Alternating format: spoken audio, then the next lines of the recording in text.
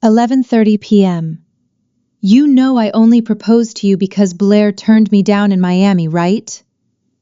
I didn't blink, nor did my hand tremble as I set the crystal wine glass down on the marble table. In less than 12 hours, right in the lobby of this hotel, the audience would witness how an arrogant man loses his entire tech empire in the blink of an eye. Preston slowly swirled the glass of bourbon in his hand. He stared blankly at the fireplace in the suite, his voice light, without a single trace of hesitation. "Come on, Tessa," Preston smirked, turning to look at me with the posture of someone who had already won. "We are both adults. You are 32, I am 33.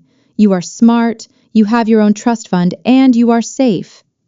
But if Blair had nodded in Miami last summer, then the person wearing the wedding dress tomorrow morning definitely wouldn't be you." He took a sip of his drink, enjoying my silence. I tightly gripped the hem of my nightgown, the way I had always braced myself for the past 32 years whenever I had to stand in the radiant shadow of my own younger sister, and said nothing. My hand, hidden under the table, quietly swiped across the face of my Apple Watch, saving the glowing red light of the recording icon. Preston mistook that silence for resignation. He believed that a woman, desperate for the facade of a family like me, would swallow any humiliation just to keep a marriage certificate. "Don't overreact," Preston yawned, setting his glass on the table. "When you wake up tomorrow morning, you will still be Mrs. Hayes. My startup will take off thanks to the $500,000 in capital you just transferred. Everything is still perfect." He turned his back and walked straight into the bedroom. He had just thrown a bucket of cold water on my last shred of self-esteem and went to sleep with absolute smugness. 12:15 a.m. I sat back in the dark, opening my MacBook. The blue light cast over my freezing face. I logged into my Chase bank account. The $500,000 wire transfer, the investment capital I intended to turn into a wedding gift for Preston to pay his hardware component supplier in Taiwan, was in the pending status. Right at that moment, the screen of Preston's iPad, tossed on the sofa, suddenly lit up. A synced iMessage displayed as clear as day. Sender, Blair. Content: "Is she asleep yet? Come down to the ground floor bar. I'm wearing the red silk dress you liked in Miami." The last bit of weakness inside me shattered into jagged pieces of glass.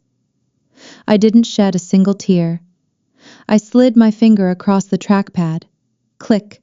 Confirm transfer cancellation. The transaction status turned red. The entire $500,000 was completely withdrawn from the joint account, locked tightly behind a personal security layer that only I had access to. 2 a.m. Preston stirred in bed as the phone on the nightstand vibrated violently. An automated email from Chase Bank flashed on the screen. "Wire transfer number 4892. Failed. Insufficient authorization." Preston frowned, sitting entirely up in the dark. His fingers hurriedly swiped to open the banking app. The data loading circle spun. For a tenth of a second, the screen flashed a blood-red balance of $0 His heart skipped a beat, and cold sweat broke out down his spine. He was about to rush out to the living room, but right at that moment, a network error icon popped up over the right corner of the screen, blurring the app. He let out a long sigh, cursed under his breath, and swiped the screen off. "Damn system error," he muttered, letting himself fall back onto the mattress. He was certain that tomorrow morning all he had to do was force me to re-sign the transfer order, and it would be done. He didn't know that it wasn't a network error, but rather his financial death sentence that had just been activated. 2:30 a.m. Looking down from the mezzanine balcony at the hotel's quiet bar area, I stood completely enveloped in the shadows. Silently, I pointed my phone's microphone downward and tapped the record button. Preston was sitting there, a martini glass in his hand. Blair sat right next to him in a high-slit red silk dress. "She will transfer the rest of the money after the wedding, right?" Blair whispered, her fingers caressing the rim of Preston's glass. Preston let out a dry laugh. "I just got an email about a transaction error. The banking system is probably jammed, but it's fine. Tomorrow morning I'll make her re-sign it. That idiot still thinks we are marrying for love." "What about the shares?" Blair's eyes lit up. "Wait until after the wedding. I will transfer all the core shares to a shell company in the Caymans," Preston whispered, kissing the back of my sister's hand. "Tessa will only hold an empty shell. Everything will be ours." I pressed the save button. I turned on my heel and walked back to my room, quietly locking the combination on my suitcase. 7 a.m. Blinding sunlight poured through the window frame. Preston stood out on the balcony whistling, his phone wedged between his shoulder and his ear. "Everything is perfect, David," he laughed loudly, talking to the company's chief financial officer, CFO. "That money is slightly stuck due to a banking system error, but at 10 a.m. this morning, right before I walk down the aisle, I'll have it reapproved. Just tell the Taiwanese supplier to get ready to ship. See you in a bit." The audience in the hall was preparing to witness a play, and Preston thought he was the director. 9:45 a.m. Preston woke up in an incredibly refreshed mood.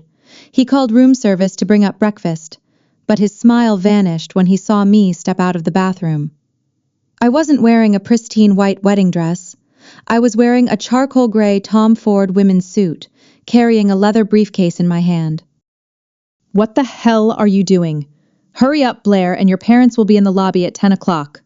He frowned and grumbled. At exactly 10 in the morning, in the hotel's VIP lobby area, my parents were standing there waiting. Blair appeared in a deep red, high-slit silk dress. Preston's eyes were glued to that slit, exactly like a starving man. I walked over. The sound of my stilettos struck decisive beats against the marble floor. My mother rushed over, frantically grabbing my arm. "Tessa, what on earth are you wearing? Go up, apologize to Preston, and change your clothes immediately." "The groom looks so dapper, while the bride looks like she's about to go to a board meeting." Blair crossed her arms, tossing her blonde hair over her shoulder. She took a step forward, leaning in close to me, her voice lowered triumphantly. "You should be thanking me. If I had nodded in Miami last year, you wouldn't even have had the chance to wear a wedding dress." Preston cleared his throat, trying to regain his fake, elegant demeanor. "Tessa, stop pouting. That's enough. Go up and change." I stepped back, pulled a file folder from my leather briefcase, and threw it straight onto the glass table in the middle of the lobby. "What is this?" Preston frowned, his voice starting to sound irritated. "The bank statement." I looked straight into his eyes. "And the notice of investment cancellation." Preston's face changed color. He lunged forward, snatching the file and frantically flipping through every page.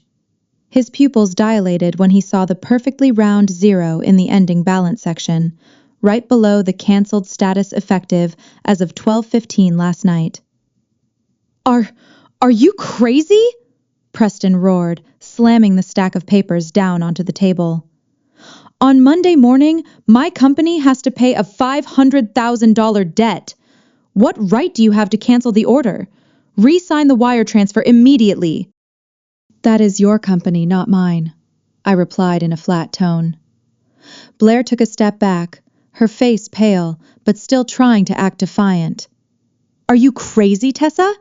You have no right to destroy his company just because of some ridiculous jealousy." I turned to look at my arrogant younger sister. "I'm not jealous.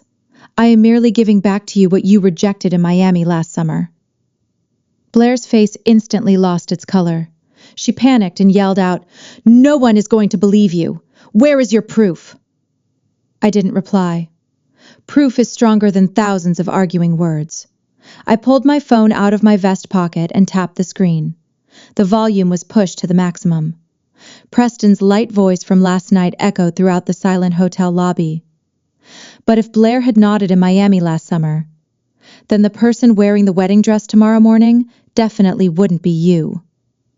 My father was stunned. My mother's arms went limp, and she stepped back as if struck by lightning. But I didn't stop there. My finger slid over to the second recording file. The conversation at 2:30 a.m. at the bar played out distinctly. "Wait until after the wedding. I will transfer all the core shares to a shell company in the Caymans."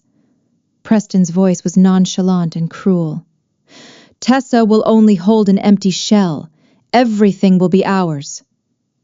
The entire VIP lobby sank into a dead silence. Blair's mouth hung open, her hands unconsciously gripping the hem of her red dress, completely unable to utter a single word of protest anymore. Her power was crushed into dust. Preston realized the situation had completely slipped out of his control. His arrogant facade shattered. He lunged quickly toward me. "Tessa, listen to me explain." He reached out with both hands, his voice trembling pathetically. "I was talking nonsense. Even that Cayman stuff at the bar.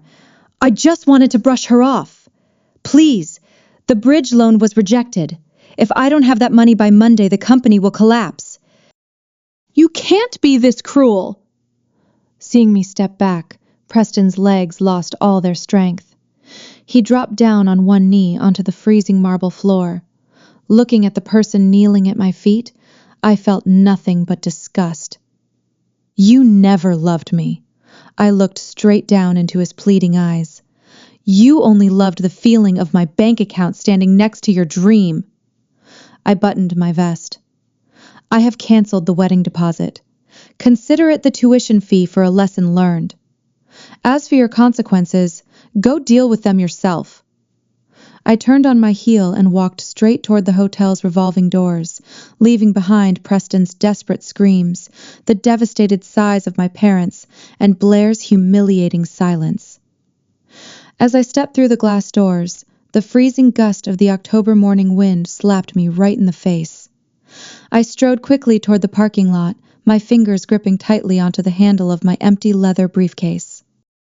There was only the sound of dry leaves crumbling beneath my heels, and a silent void reigning in the center of my chest, reminding me that I had just spent 2 years of my life on a man who was never really looking at me at all.